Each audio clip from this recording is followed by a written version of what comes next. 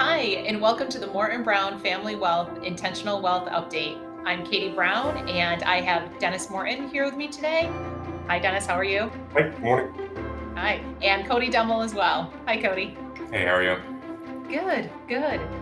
So today we want to talk about what to do with your cash. As an extension of that, just kind of recognizing the market that we're at, the changes in bond yields, where things are at, where opportunities might lie, and maybe some opportunities that are here today that weren't present a year ago, 2 years ago, 3 years ago. So let's start with where we're at, where are yields? Dennis, do you want to kick us off and give us a little bit of an update? Sure. Yeah, I mean, we're talking some of the shorter term yields on, short-term treasuries in the 4% range. We're talking about, longer term treasuries, the 10 years having one of its worst years ever from a price perspective, which means that yields are higher. So there are just more options out there. I saw an advertisement come across my desk a couple of days ago for a 3.25% 1-year CD. So things that you really have to flash back 15 years to see as options that are available.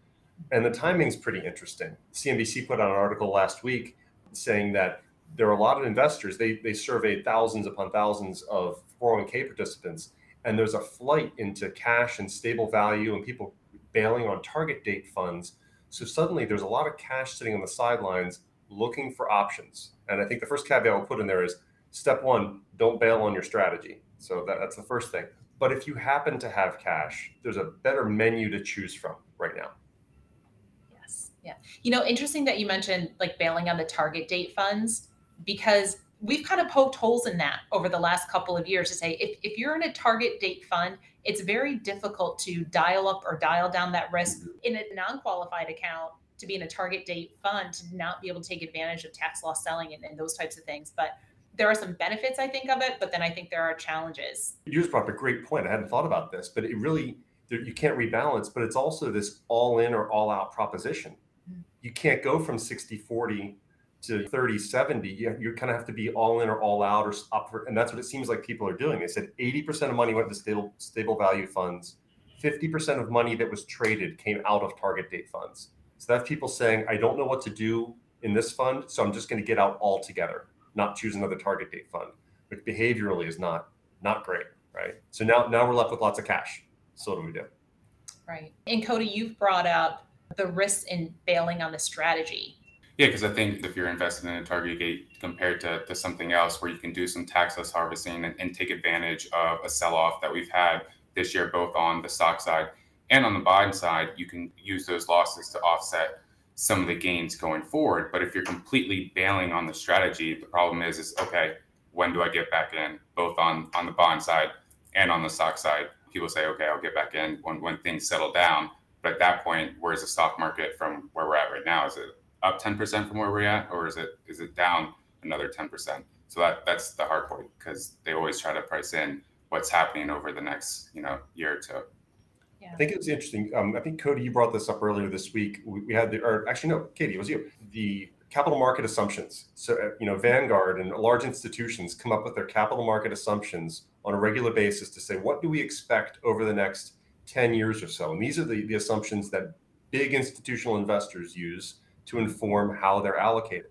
You remember last year when Vanguard came out with them? What were they expecting? Like, they weren't expecting 10, 12, 14% returns like we've seen up until 2021. It was like 5 or 6%. Right, on like a blended allocation. Yes. Right, yeah, right. Like a 60-40 sort of allocation. Correct. So as that market rose so steep last year, expectations came down. Now, when we have what's looking to be the worst year for a 60-40 portfolio going back to 1931, or second worst year, something like that, if it ended today, our expectations should actually be higher for the future. That's the paradox of investing sometimes. So Cody, you want to pull up that chart, the Callan chart, just to show kind of like why putting cash to work is important? Hopefully this isn't too small to see, but these light blue boxes are the cash. So this goes over the last yearly returns going back to 2002. The light blue is the cash returns that we've seen every year compared to some of the other asset classes, which is U.S. large cap, emerging markets, fixed income. But if you look at cash, it's normally in the bottom third of all the squares that we see inside of this Callan chart. Yeah. So cash accomplishes two important things. One, it's stable. So in a year like this, if you were to print a 2022 column, it's going to be at or near the top, right? That's if things stay the same. So Right. it provides stability, but it also provides liquidity or the option to do things with it. And that's what we want to get into. So Katie, what are some of the options to do things with cash? Gather yield to keep up with inflation. What would you be doing right now? Mm-hmm. Yeah. And you know what? I think there are a lot of options now. I mean, even things as simple as a higher yielding money market account, higher yielding savings account at your bank. If you have really short term goals, then that's a great option. You can pick up a couple of percent typically. I think most of those are ranging in the 2 to 3% range. If you wanted to step out maybe a little bit further, 1 year treasuries are yielding at about just over 4%, and 2 year treasuries a little bit more than that. We see that kind of flattening of the yield curve. So you're not picking up a whole lot of benefit going much further out, but you can get around 4% of US treasuries. I mean, that's one of the safest places that you can put your money. And it's interesting because we've seen yields increase on the fixed income side above what dividends are paying in the stock market, which that hasn't happened in a really long time. To get that income before you had to go into the stock dividend. So now we're seeing these safer returns coming. Even CDs, we've talked about I bonds. They've been getting a lot of press lately because they are tied to inflation. And so if you were to purchase one now, it has a printed yield of about 9% plus actually, but that resets every 6 months. So we'll probably see that trending down. And those, you have to hold them for at least a year, but really 5 years if you don't want to be penalized if you take it out sooner. So you have to kind of think about what that blended yield might look like over 5 years, and you're limited to only being able to purchase 10,000. So there are some limitations there, but once again, shorter term money, something in that 1 to 5 to 7 year time frame. If you have a goal coming up, that could be an option as well. So a lot of different places, and munis, munis Oh, continue. Short-term municipal bonds continue to provide really competitive tax equivalent yields. So those are not taxed at the federal level. So if you think about what your tax bracket is, that's kind of the bump up in value if you're looking after tax. All right, I'll stop there. That was a lot. yeah, that's good. Cody, what are some things that you would recommend people consider for their cash? No, I agree with Katie was saying, because going into this year in a 1 year treasury, you were yielding around 0.4%. It's rose up to around 4% now because the Fed is raising the interest rate to try to slow down the inflation rate. So as we were saying, you're able to finally get some yield on some shorter term safe investments. So if you have the cash that you're just sitting there and you may need over the next year or two, instead of just sitting in the bank account, there may be some other alternatives, which as we said a couple times in the years past, Tina, there were no alternatives. And when you needed to get a return, you're kind of going into equities. But now you can actually finally get some safe yield from fixed income.